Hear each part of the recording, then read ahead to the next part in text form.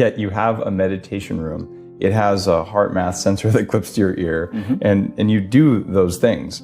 Why do you do those things versus maybe meditating in a less beneficial environment just to become stronger at meditating? Like, when do you know whether you want to challenge yourself, or when do you know that you want to make it easy so that you can do these practices? I think it's not so much about challenge. Okay. Yeah, when I sit in meditation, a lot of people from experience tend to go to meditation to try and achieve a certain state or try to get somewhere. And then the mind, by very definition of doing that, will run you around in circles. Because you're trying, right? Because you're trying to get somewhere. You sit down to get into meditation.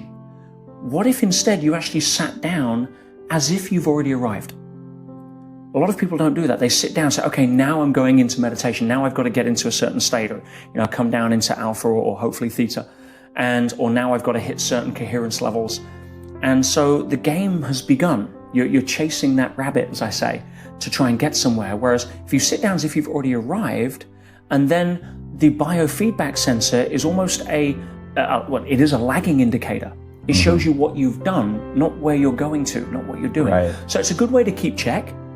Sometimes, it's nice to be able to keep score. But, you don't play the game always to keep score. You play the game for the love of the game.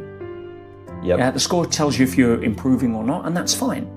But if you beat yourself up because you're not getting the score you want, you're kind of defeating the object in a certain way.